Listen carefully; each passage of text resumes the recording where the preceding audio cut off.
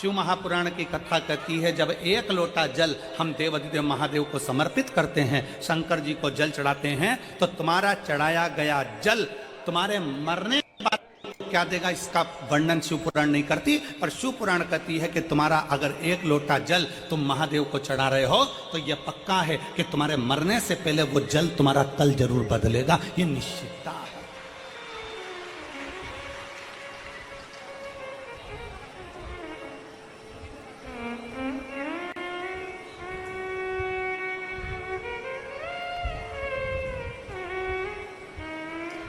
वो जल तुम्हारा कल बदल सकता है।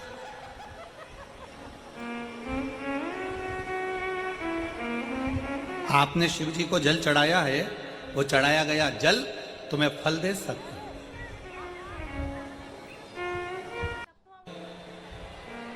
आप बहुत भीड़ है तो लोग आपको धक्का देंगे, धक्का मारेंगे। उसी तरह भीड़ में लोग जैसे धक्का मारते हैं, उसी तरह जब हमारा पाप बहुत बढ़ जाता है, बहुत पाप बढ़ जाता है, तो वो पाप भी पुण्य को धक्का मारता है कि तू यहां से हट जा। हमारा पाप पुण्य नहीं करने देता, पाप पुण्य को प्रबल नहीं होने देता, पाप पुण्य को धक्का मारकर एक और कर देता।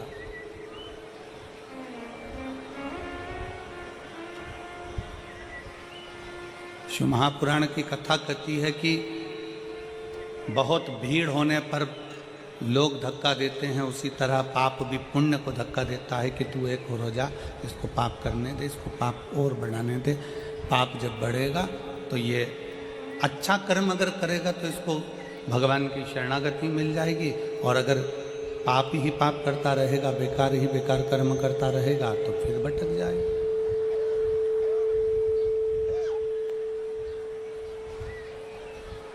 फिर पुनः भटक जाएगा।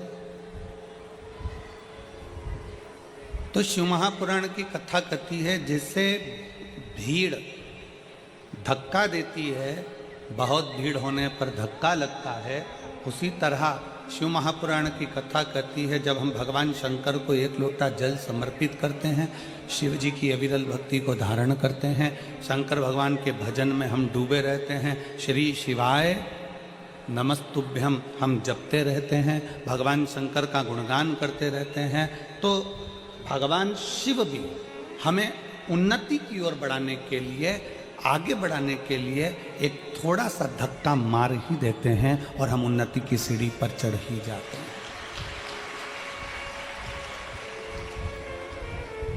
मान लो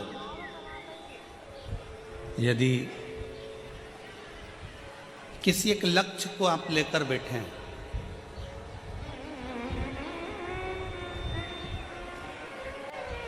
बाबा हमारा ये काम कर देना, बाबा हमारा ये कार्य पूर्ण कर देना, बाबा हमारा ये कार्य पूर्ण कर दीजिए, बाबा ये हमारा काम है, आप पूरा कर देना, आप ये कृपा कर देना, आप ये दया कर देना, आप ये करुणा कर देना। शिव महापुराण की कथा कहती है, अगर आपका वो कार्य नहीं हुआ, मान लो तुमने मेहनत भी करी, सब कुछ करा, खूब मेहनत कर कर तुम आगे भी बढ़ गए, सब कुछ हो गया, और तुम्हारा वो कार्य जो तुमने सोचा था वो नहीं हुआ, तो भगवान शंकर को उसके लिए भी धन्यवाद देना।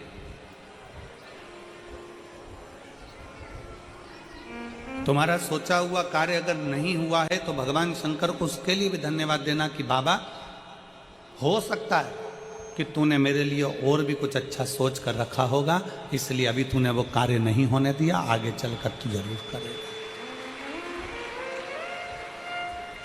हम ये विचार ना करें, हम हमारे मन में ये भाव उत्पन्न ना करें, हमारे मन में ये विचार लेकर ना आए, हमारे मन में हम ये भाव लेकर ना आए कि बाबा ने हमारी नहीं सुनी या बाबा ने हमारे लिए कार्य नहीं किया ना।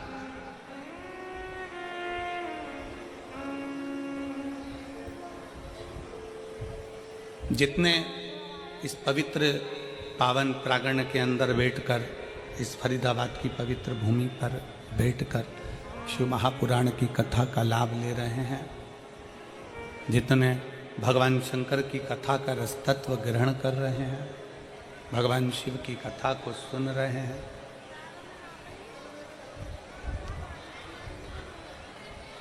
आप अपने मन में एक भाव लेकर आओ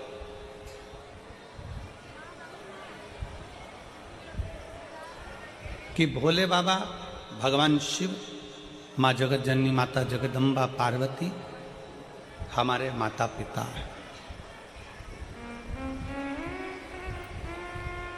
और हम छोटे से एक बच्चे हैं। हम बहुत बड़े नहीं, हम बहुत छोटे हैं। बड़े बने रहने में कहीं ना कहीं तकलीफ हो जाती है, छोटे बने रहने में कोई तकलीफ नहीं। यहाँ जितने बड़े बड़े बैठे हैं ना,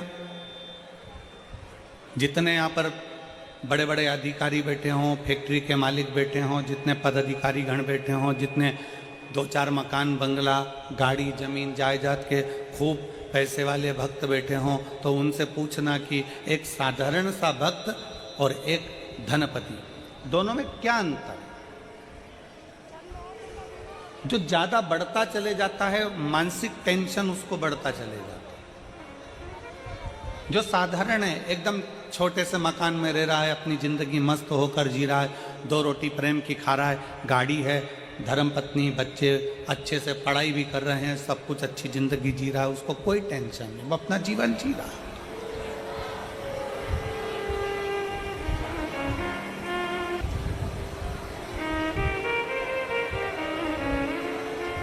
रोड का कितना भी टैक्स जमा कर दो, रोड टैक्स कितना भी जमा कर दो, पर रोड पर रह नहीं सकते। आप लोग जब गाड़ी उठाते हैं, 4 व्हीलर गाड़ी खरीदते हैं, 2 व्हीलर गाड़ी खरीदते हैं या बड़ी कोई गाड़ी खरीदते हैं, तो उसमें रोड का टैक्स जमा होता है। रोड का टैक्स कितना भी जमा कर दो, पर आप रोड पर रह नहीं सकते। आप मकान बनाकर रोड पे नहीं रह सकते। तो आप कहो कि हमने रोड का टैक्स जमा करा, हम तो यहाँ मकान बना के रहेंगे। हमने रोड का टैक्स जमा करा है, हम तो यहाँ बीच रोड पे हमारी गाड़ी खड़ी करके हम तो यहाँ 4 घंटे तक, 8 घंटे तक, 10 घंटे तक, 12 घंटे, 24 घंटे खड़े रहे। नहीं, रोड का कितना भी टैक्स जमा कर दो, पर रोड पर तुम रह नहीं सकते। उसी तरह परिवार, कुटुंब, कबीला और दुनिया के लिए तुम कितना भी कर दो, पर तुम्हें कोई अच्छा कहने वाला नहीं मिलेगा। आखिरी में तुम्हें ताने सुनना ही पड़ेगा। तुम रोड का टैक्स जैसे जमा करते हो तो रोड पर मकान नहीं बना सकते। रोड का टैक्स जमा करते हो तो रोड पर तुम रह नहीं सकते। रोड का टैक्स जमा करते हो तो रोड पर तुम अपनी गाड़ी 24 घंटा 36 घंटा खड़े नहीं कर सकते। रोड का भले तुम टैक्स जमा कर दो, पर रोड पर तुम मकान बनाकर नहीं रह सकते, रोड पर तुम रह नहीं सकते। उसी तरह संसार के लिए, परिवार के लिए, कुटुंब के लिए, बेटों के लिए, बेटी के लिए, भाई के लिए, बंधु के लिए, सखा के लिए, बहन के लिए, रिश्तों के लिए, नातों के लिए, परिवार के लिए तुम कितना भी करना, अपनों के लिए कितना भी कर लेना, चाहे पराये के लिए कितना भी कर लेना, पर तुम्हारे लिए कोई अच्छा नहीं कहेगा। तुम इस विचार को छोड़ दो, तुम इस मन से ये विचार निकाल दो कि कोई तुम्हारे लिए अच्छा कहे। पर शिव महापुराण की कथा कहती है, रोड का टैक्स जमा करो पर रोड पर मकान नहीं बना सकते हैं। दुनिया के लिए कितना भी कर लो, पर अपशब्द सुनने को ही मिलता है। और शिव महापुराण की कथा कहती है कि शंकर को अगर तुमने भूल से भी 1 लोटा अगर जल समर्पित करा है, तुम्हारे मरने से पहले, मरने के बाद की गारंटी तो हम भी नहीं देते और ना हमारा शिव पुराण देता है। यहां तो जीते जी की गारंटी।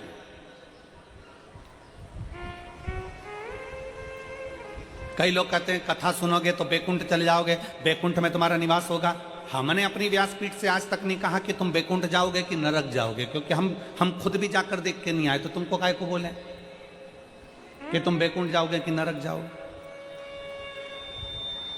और जो तुमसे कहे कि बैकुंठ जाओगे कि नरक जाओगे की चर्चा करे, तो तुम उनसे कह देना महाराज जी घूम कर आए हो क्या, ऊपर देख कर आए हो क्या। जो गया वो कैसे बता सकता है कि बैकुंठ गया कि नरक गया। तो बैकुंठ और नरक की चर्चा वेदव्यास जी ने शिव महापुराण में नहीं करी। बैकुंठ और नरक की चर्चा मेरे वेदव्यास जी वर्णन नहीं करते। मेरे वेदव्यास बाबा शिव महापुराण के 24,000 श्लोक में 12 खंड में इन संहिताओं के अंतर्गत, इन लीलाओं के अंतर्गत भगवान शंकर की गणना कर कर कहते हैं कि पूरा स्वर्ग और पूरी नरक इसी पृथ्वी पर है। पौधे किस किस के यहां लगे हैं? पौधे, गमला, काय का भी पौधा लगा है, लगा तो है तुम्हारे घर में। पौधे जिन जिन के यहां लगे हैं, रोज पानी देते हो कि नहीं देते हो? जम के बोलो जरा, जम के देते हो। फल रोज आते हैं क्या उसमें? जम के बोलो, नहीं। फूल रोज आते हैं क्या उसमें? नहीं। फल भी समय पर आएंगे, फूल भी समय पर आएंगे। कर्तव्य तुम्हारा है कि पौधे में रोज पानी देना है। फल भी आएगा, फूल भी आएगा, समय आएगा तो फल फूल दोनों प्राप्त होंगे। बस पौधे में पानी डाले जाओ तो फल फूल तुम्हें मिलेंगे जरूर। तुमने पानी डालना बंद करा तो फल फूल तुम्हें प्राप्त नहीं होंगे। उसी तरह शंकर पर एक लोटा जल चढ़ाए जाओ, चढ़ाए जाओ, चढ़ाए जाओ, मेरा भोले बाबा उसका फल तुम्हें जरूर देगा। थोड़ा समय लग सकता है, निश्चित समय पर देगा, देगा। थोड़ा समय लग सकता है, थोड़ा समय लगेगा।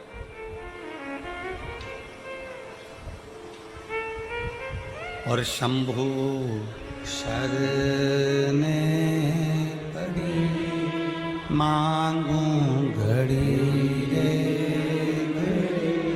दुख काटो दया करी न दर्शन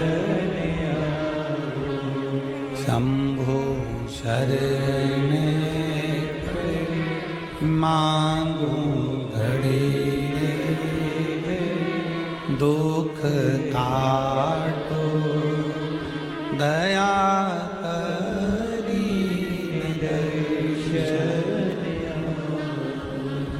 थोड़ा समय लग सकता है। जल चढ़ाते जाओ, पौधे में जल डाले जाओ, वृक्ष के नीचे पानी चढ़ाए जाओ, फल आएगा।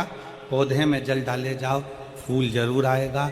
उसी तरह शंकर पे एक लोटा जल चढ़ाए जाओ, प्रतिदिन चढ़ाओ, एक ना एक दिन उसका फल जरूर आएगा और तुम्हारा कल्याण जरूर चढ़ाए।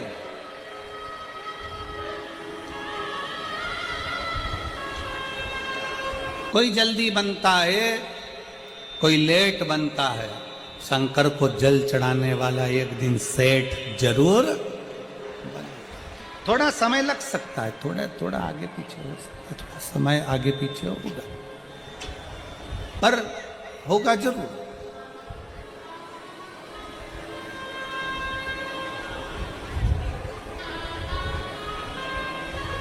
विश्वास है तो शिव है।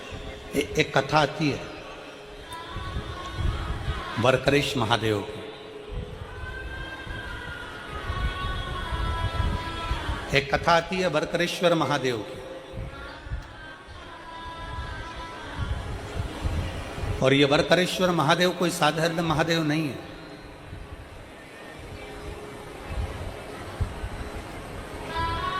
एक बड़ा सुंदर सा चरित्र आता है।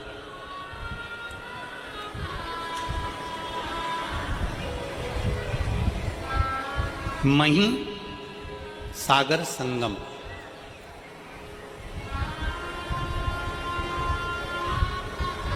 दुनिया का एक ऐसा तीर्थ मही सागर संगम, जहां पर मही नदी सागर में जाकर मिलती है, तो उसको मही सागर संगम कहते हैं।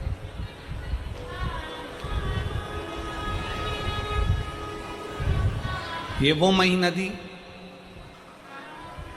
जिसको गंगा, यमुना, सरस्वती, कावेरी, छिपरा, सरयू, मंदाकिनी जब सब बैठकर आपस में चर्चा करती हैं और आपस में बैठकर हरि का गुणगान करती हैं, तो मही नदी को प्रकट कर लेती।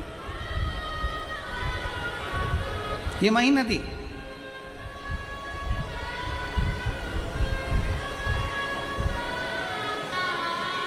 मध्य प्रदेश से निकलती हुई, राजस्थान से होती हुई सागर में जाकर मिल जाती है, सागर में पहुंच जाती है। जहां पर सागर से उसका संगम हुआ है उसे महिसागर कहते हैं, महिसागर संगम। एक ऐसा तीर्थ जहां भगवान शंकर के 4 शिवलिंग विराजमान है, जिसमें से एक स्वयं षडानंद कार्तिकेय जी, जिसको स्थापित करिए स्तंभेश्वर शिव महाराज भगवान शंकर। दूसरा कल कथा सुन रहे थे काल भीति की, एक शिवलिंग काल भीति ने प्रकट किया वहां पर महाकाल का।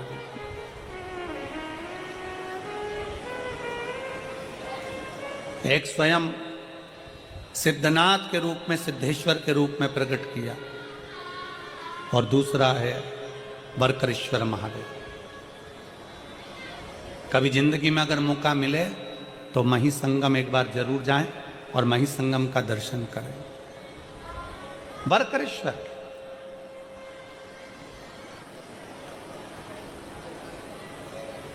गुजरात की पवित्र भूमि पर जाकर ये मही नदी सागर में जाकर समाहित होती है। सब पवित्र भूमि है वहां मही सागर। मही सागर संगम का ये पवित्र संवाद वर्करेश्वर महादेव का एक बड़ा सुंदर चरित्र वर्णन आता है। एक भटकती भटकती एक बकरी भटकती इस पवित्र महिसागर संगम के पास पहुंच जाती है। अब चींटी को नहीं मालूम है कि मथुरा कौन सा है, कि वृंदावन कौन सा है, कि काशी कौन सा है, कि द्वारका कौन सा है, कि जगन्नाथ कौन सा है, कि बद्रीनाथ कौन सा है, कि केदारनाथ कौन सा है, कि रामेश्वरम कौन सा है। ये चींटी को नहीं मालूम। पक्षी को नहीं मालूम कि कहां द्वारका है, कहां जगन्नाथ है, कहां काशी है, कहां मथुरा है। जीव जंतु को नहीं मालूम कि कहां कौन सा तीर्थ है। केवल एक मानव, मनुष्य, मानव का देह, मानव का शरीर, जिसको मालूम है कि मथुरा कहां है, जिसको मालूम है काशी कहां है, जिसको मालूम है गोवर्धन कहां है, जिसको मालूम है वृंदावन कहां है, जिसको मालूम है उज्जैनी कहां है, जिसको मालूम है सोमनाथ कहां है, जिसको मालूम है नागेश्वर कहां है। केवल एक मानव, मनुष्य।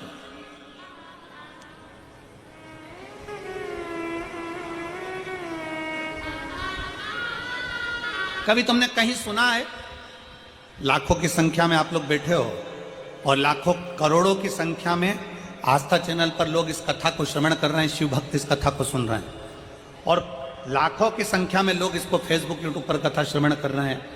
5 दिन की ये फरीदाबाद की शिव महापुराण की कथा, लाखों करोड़ों भक्त देश में और विदेश में बैठकर इस कथा को सुन रहे हैं।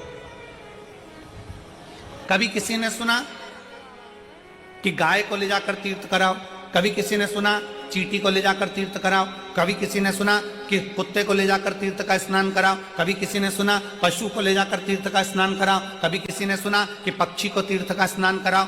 केवल सुनने में मिलता है तो केवल इतना मिलता है कि मनुष्य इस तीर्थ में जाकर स्नान करे। मनुष्य, मानव शरीर, ये मनुष्य जाए और तीर्थ का दर्शन करे, मनुष्य जाए और तीर्थ में स्नान करे। क्यों?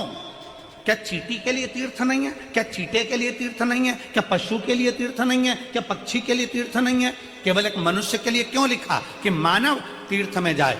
मानव जाए, जाकर तीर्थ का स्नान करे, मानव जाए कुरुक्षेत्र में जाकर स्नान करे, मानव जाए तीर्थ में जाकर दर्शन करे। केवल मनुष्य के लिए क्यों है? तो शिव महापुराण की कथा कहती है पशु पक्षी के लिए नहीं, मनुष्य के लिए तीर्थ का दर्शन, तीर्थ का स्नान, तीर्थ का दान, तीर्थ का भजन केवल मनुष्य के लिए इसलिए कहा गया क्योंकि 83,99,999 योनियां काटने के बाद 84 लाख में नंबर की योनि है मनुष्य की योनि। और मानव शरीर एक ऐसा शरीर है, अगर इस शरीर में वो भजन कर लेता है, स्मरण कर लेता है, दान कर लेता है, पुण्य कर लेता है, कीर्तन कर लेता है, तीर्थ नहा लेता है, तो फिर इसका अगला जन्म नहीं होता। पर जितने जीव हैं पशुचर, जलचर, थलचर जितने भी जीव जंतु हैं ये स्नान करेंगे और इनकी सुध में नहीं रहेगा कि हमने तीर्थ का स्नान करा। गाय को नहीं मालूम, पशु को नहीं मालूम, कुत्ते को नहीं मालूम, पक्षी को नहीं मालूम कि हमने तीर्थ का स्नान करा, पर मनुष्य को मालूम है कि मैंने तीर्थ का स्नान करा है। तीर्थ का स्नान करा है तो वो मरने के बाद भी ऊपर जाकर भी यमराज के सामने जाकर खड़े होकर कह सकता है कि मैंने कुरुक्षेत्र का स्नान करा था, मैंने यमुना का स्नान करा था, मैंने गंगा का स्नान करा था और तूने मुझे नरक में पटक दिया। वो ऊपर जाकर भी कह सकता है, वो जीवात्मा वहां पर भी बोल सकती है कि मैंने तीर्थ का स्नान करा था। और शिव महापुराण की कथा कहती है अगर भूल से भी, शिव महापुराण का बड़ा सुंदर चरित्र कहता है कि जैसे तीर्थ में पशु पक्षी जीव जलचर थलचर वायुचर को नहीं मालूम रहता कि वो कहाँ है, शिव महापुराण की कथा कहती है अगर भूल से भी अगर कोई कुत्ता, कोई पशु, कोई पक्षी, कोई जानवर, कोई जलचर, कोई थलचर 12 ज्योतिर्लिंग में से किसी एक ज्योतिर्लिंग में अगर जन्म भी ले लेता है तो फिर उसका अगला जन्म नहीं होता, वो जीव उसी जगह से तर जाता है, उसी जगह से तर जाता है। कितना सुंदर का एक गाली लोग दे देते हैं, तुझमें अकल नहीं है, तू स्वान है, तू कुत्ता है, तू गधा है, और लोग लड़ने बैठ जाते हैं। अगर जिसने गाली दी है ना उससे कहो भगवान से प्रार्थना करना, अगर स्वान भी बनाए ना कुत्ता भी बनाए ना तो कहीं किसी तीर्थ का बना देना, काशी विश्वनाथ के उस बनारस का, उस विश्वनाथ की भूमि वाराणसी का बना देना। अगर मुझे गधा भी बनाए तो भगवान से प्रार्थना करना कि हरिद्वार का बना देना, कम से कम गंगा की रज मुझे लगेगी, काशी विश्वनाथ के गंगा की रज मुझे लगेगी, उज्जैनी की रज मुझे लगेगी, कुबरेश्वर धाम की रज मुझे लगेगी, तो मैं भी तर जाऊंगा, अगला जन्म मेरा फिर संसार में नहीं होगा। बनाना तो ऐसा बना, बनाना तो ऐसा बना।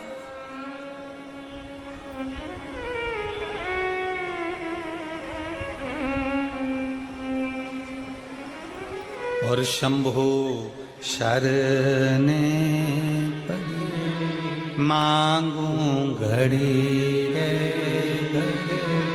दुख काट दया करीन दर्शन पाको शंभु शरणे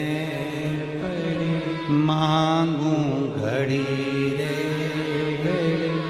दुख काटो दया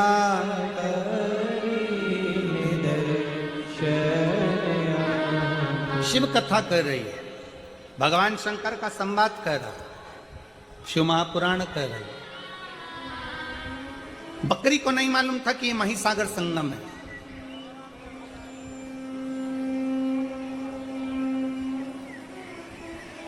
आप लोग कहेंगे गुरुजी आज की कथा कहां से बोल रहे हैं, तो स्कंद पुराण कुमारी खंड से आज की कथा को लिया है। स्कंद पुराण का ये पवित्र चरित्र शिव महापुराण के अंतर्गत स्कंद पुराण का ये छोटा सा भाव लिया गया।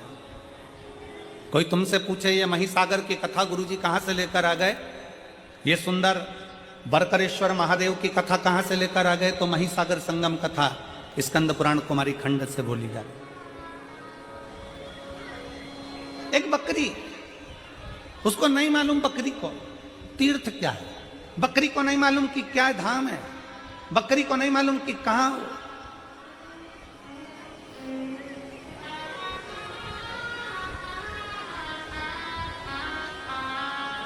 शिव महापुराण की उमा संहिता कहती है कि जिस स्थान पर शिव महापुराण की कथा होती है, बाबा भोलेनाथ की कथा जिस जगह पर होती है, जिस स्थान पर होती है, उस स्थान के पास में जितने जीव रहते हैं, जलचर थलचर वायुचर पशु पक्षी जानवर, मनुष्य तो छोड़ो, जो जीव भी रहते हैं, शिव महापुराण की कथा कहती है उसका भी अगला जन्म नहीं होता, वो भी तर जाते हैं, वो भी तर जाते हैं। एक पत्र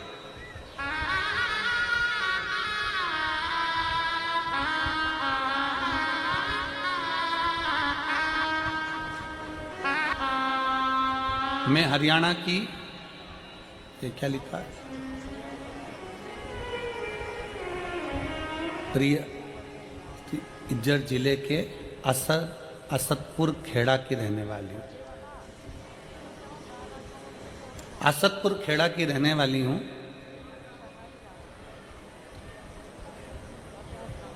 मैं 3 साल से ये पत्र जिसने दिया है, राम जी का फोटो बना है, जिनने दिया है वो अगर बैठी हो तो हाथ हिला सकती है। राम जी का फोटो बना है इसमें, अगर कहीं बैठी हो तो हाथ हिला सकती है, और अगर बैठी हो तो एक बेलपत्र लेने के लिए आ सकती है। मैं 3 साल से सरकारी नौकरी की तैयारी कर रही थी गुरुजी। मैंने 3 साल पहले पेपर दिया, उसमें भी मेरा सिलेक्शन नहीं हुआ।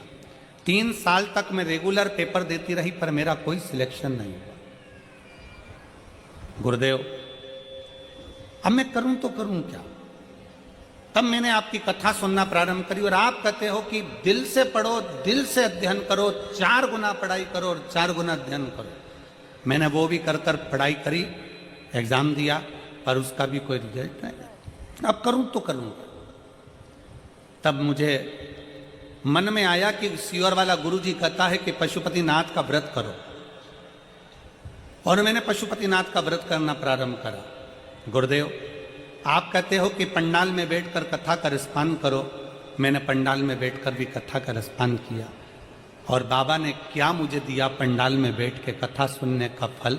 शायद दुनिया के लोग कहते होंगे कि पंडाल में बैठकर कथा सुनना, हम कहते हैं पंडाल नहीं, जिस जगह पर शिव महापुराण की कथा होती है वो पंडाल नहीं, वहां की मिट्टी कंकर शंकर बन जाती है, और बाबा हमारी बात को सुनता है। गुरुदेव, हमने कथा सुनना प्रारंभ करी, पंडाल में बैठकर पशुपतिनाथ का व्रत किया, और बाबा की कृपा से जो 3 साल पहले मैंने एग्जाम दिया था, उस 3 साल पहले के एग्जाम का रिजल्ट आ गया, और बाबा की कृपा से मैं हरियाणा पुलिस में भर्ती हो गई। मैं बाबा को यहां धन्यवाद देने के लिए आई। एक शिव तत्व लाइन अच्छी लिखी है, आप और हम गुनगुनाते हैं। और अभी मेरी ट्रेनिंग गुड़गांव में चल रही है। खाली ना जाता कोई दर से तुम्हारे, खाली ना जाता कोई दर से तुम्हारे, मैं भी खड़ी हूँ बाएं पसारे, अपने से लगा लो, लगा लो, गिना जा रहा हूँ, उठा लो, भोले अपने दर अब तो ना टालो, गिरी जा रही हूँ, उठा लो। एक विश्वास अपने भीतर दड़ी करिए।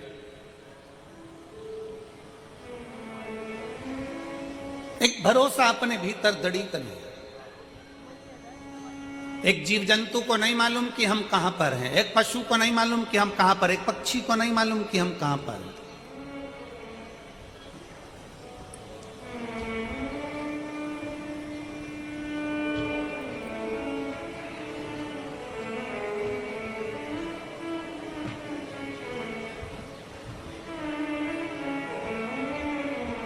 एक सीहोर कुबेरेश्वर धाम पर किसी ने एक कुत्ता का फोटो डाला। शंकर जी पर चढ़ा हुआ दूध बाहर गया और कुत्ता उसको चाट रहा था।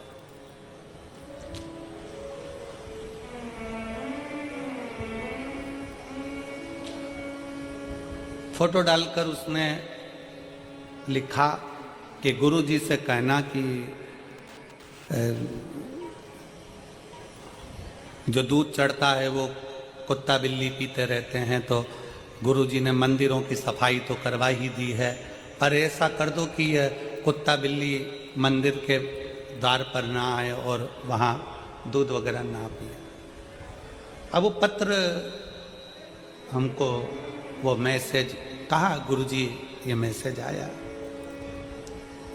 मंदिर की सफाई तो आप करा ही देते हो, मंदिर में तो खूब दिया बत्ती लगने लगा, मंदिर में लोग जाने लगे, पर ये चढ़ा हुआ दूध कुत्ता पी रहा है, ये अच्छी बात है।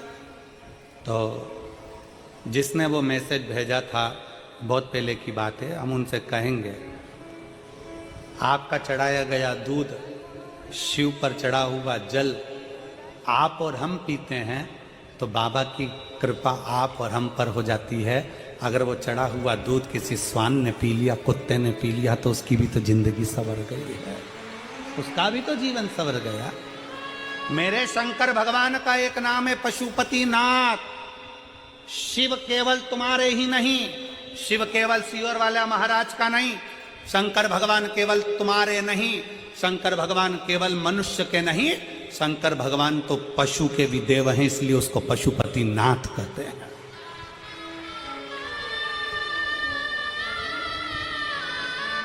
शिव पक्षियों के भी देव हैं। ये जितने पक्षी उड़ते हैं, इनका अगर कोई देव है तो शंकर भगवान, इसलिए उनको श्रंभेश्वर महादेव कहा जाता है।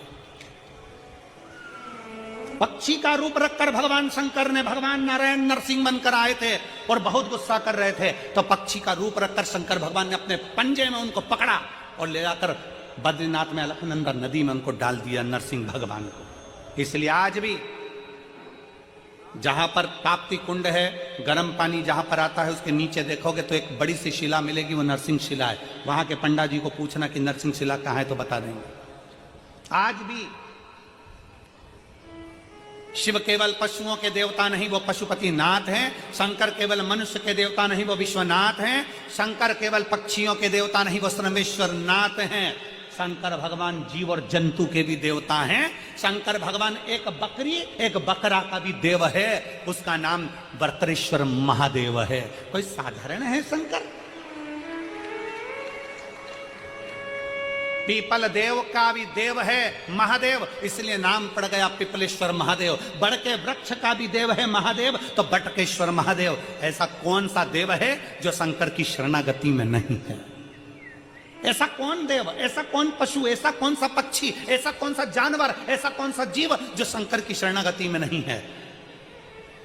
आप और हम शिव को भूल जाते हैं, छोड़ देते हैं। जगत गुरु शंकराचार्य जी कहते हैं, शंकर भगवान को पकड़ने वाला, शंकर भगवान को एक लोटा जल चढ़ाने वाला, जगत गुरु शंकराचार्य जी कहते हैं शंकर की भक्ति करने वाला, शिव को भजने वाला, अगर भूल से भी शंकर को छोड़ देता है, पर शंकर भगवान अपने भक्त को कभी नहीं छोड़ते अंतिम श्वास तक।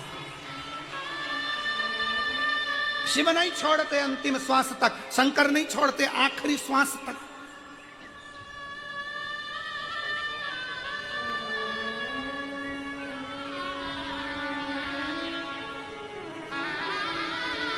हर एक रवा भगत की कथा हमारे उज्जैनी में आती है, महाकाल राजा की रवा भगत की कथा।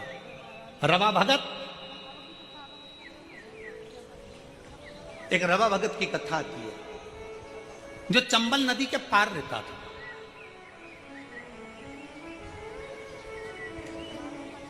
अब चंबल नदी के पार रहता था रवा भगत, और वो शंकर को बड़ा भजता था। अब रवा भगत शिव को भजने वाला शंकर भगवान की पवित्र भूमि उज्जैनी में महाकाल बाबा का दर्शन करने जाता था। हर महीने का उसका नियम था कि बाबा महाकाल का दर्शन करने जाता। अब महाकाल का दर्शन करने जाता, कभी तो उसको डाकू लूट लेते, कभी उसका पूरा धन छुड़ा लेते। रवा भगत शिव जी का नाम लेते हुए महाकाल महाकाल जय श्री महाकाल, जय श्री महाकाल, जय श्री महाकाल बोलता बोलता चले जाता। कई साल निकलते चले गए, कई साल। उज्जैनी जाए, अवंतिका जाए, छिपरा नहाए, महाकाल का जल चढ़ाए और महाकाल का दर्शन कर। अब तो महाकाल मंदिर में प्रवेश ज्यादा नहीं होता, पर पूर्व की कथा है जब तो महाकाल मंदिर में महाकालेश्वर और भक्त, इसके सिवा कौन जाते, लोग जल चढ़ाते और अपने घर चले जाते। छिपरा बिल्कुल महाकाल मंदिर के पीछे बहती थी। अभी अभी छिपरा तो महाकाल मंदिर से दूर हो गई, पर छिपरा महारानी महाकाल मंदिर की दीवार और छिपरा महारानी का बहना एक साथ था, इतनी नजदीक से बहती थी। रवा भगत महाकाल बाबा को जल चढ़ाए, छिपरा जी का जल भरे और महाकाल राजा को चढ़ा दे और चल दे। कई साल निकल गए, कई साल। अब एक बार रवा भगत उज्जैनी नहीं पहुंचा, अवंतिका नहीं पहुंचा, अवंतिका नहीं पहुंचा। 1 महीना पूर्ण हो गया, अवंतिका नहीं आया। ध्यान, रवा भगत नहीं आया। 2 महीना हो गया, रवा भगत नहीं आया। 3 महीना हो गया, रवा भगत नहीं आया। अब तो भोलेनाथ को बेचैनी होने लगी और शंकर भगवान माता पार्वती से कहे, मां जगत जननी से, पार्वती से,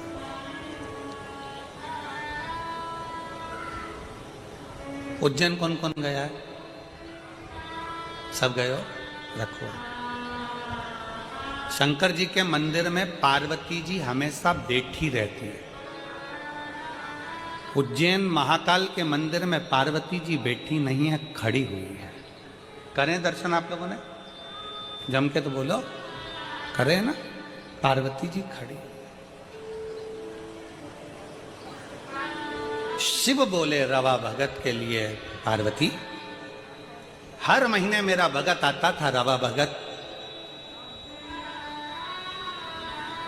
आ नहीं रहा। चंबल के पार रहता है, हो सकता है कहीं डाकुओं ने उसको कुछ त्राड़ दे दिया हो, तुम जाओ देखो क्या। पार्वती जी दौड़कर रवा भगत के यहाँ पहुंची और रवा भगत के यहाँ बूढ़ी का रूप रखकर उन्होंने क्या देखा कि रवा भगत के यहाँ तो खाने के भी लाले पड़ रहा है, खाने के लाले। क्यों? रहा नहीं गया। हाथ जोड़कर माता पार्वती जी ने रवा भगत से कहा, भगत जी, ओ भगत जी, पूरे नगरी में कोई दयालु दयार नहीं है, पूरी नगरी में कोई दानी नहीं है, मुझे भूख लगी है, तुम्हारे यहाँ रख लोगे? मेरा कोई है नहीं, मुझ बूढ़ी को तुम कृपा कर दीजिए, अपने रख ली। रवा भगत ने कहा, माता जी आप मेरे यहाँ रहो, मना नहीं है, पर दिक्कत केवल इतनी सी है, मैं थोड़ा सा भी जोड़ कर रखता हूँ, डाकू आक्रमण करते हैं और मेरा पूरा गांव छोड़कर मेरे घर में आक्रमण कर कर मेरा खाने तक का अनाज ले जाते हैं। मेरी पत्नी भी भूखी, मैं भी भूखा, मेरे बच्चे भूखे, तुम क्या करोगे? क्या खाओगी तुम? क्या खाओ? पार्वती जी ने कहा, मुझे यहां रहने दो, मुझे भी तो देखना है कि क्या हो रहा है।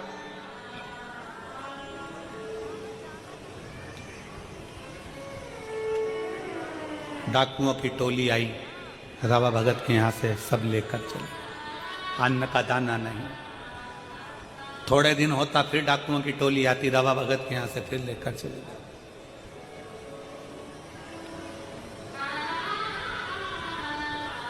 पार्वती जी ने डाकुओं को देखा और पूछा कि भाई इनको कम से कम खाने का तो छोड़ कर जाओ, खाने का तो छोड़ो। डाकू चिल्लाकर बोले, ये वो भक्त है जो हर महीना महाकाल जाता है, ये वो भक्त है जो हर महीना महाकाल जाता है, हमें देखना है कि महाकाल कब आकर इसको खिलाता है, हमें देखना है महाकाल कब आकर इसको खिलाता है, हमें देखना। पार्वती जी मुस्कुराई, कहा अब तुम भी देखो कि महाकाल कब आकर खिलाता है। डमरू बजाता बजाता एक जोगीड़ा डमरू की नाद करते करते बजाता बजाता आ गया। पार्वती मुस्कुराकर बाहर निकलकर उस डमरू बजाने वाले जोगीड़ा का स्वागत कर मेरे नाथ आ गए। जो आए, डाकू आए, सामान उठाए, वही सामान 4 गुना फिर बढ़ता जा। डाकू बाहर निकले, फिर सामान बढ़ता चले जा। डाकू फिर लेकर सामान निकले, फिर बढ़ता चले जा। बाहर इतना सामान इकट्ठा हो गया कि डाकू उठाने वाले कम पड़ गए और सामान कम ना हुआ। आखिरी में डाकुओं ने चरण पकड़ लिए कि महाकाल आकर खिलाकर भी जाता है, महाकाल आता है खिलाकर भी जाता है। अकाल मृत्यु वो मरे जो काम करे चंडाल का, काल उसका क्या बिगाड़े जो भक्त हो महाकाल का। मेरा महाकाल जो नियम बनाता है कि मैं कुबेरेश्वर धाम आऊंगा, मैं उज्जैनी जाऊंगा, मैं काशी विश्वनाथ दर्शन करने के लिए जाऊंगा, मैं महाकाल के दरवाजे पर जाऊंगा, जो नियम बनाता है 1-2 महीना 4 महीना 6 महीना 5 महीना नियम तुम बनाते हो, बाकी के नियम मेरा महादेव निभाता है। अभी कथा में कहा था शंकर को जल चढ़ाने वाला अगर 6 महीना 1 साल बाद भूल भी जाए, पर शंकर नहीं भूलते, शंकर तो उसको पकड़कर रखते हैं, शिव उसको पकड़कर रखते हैं।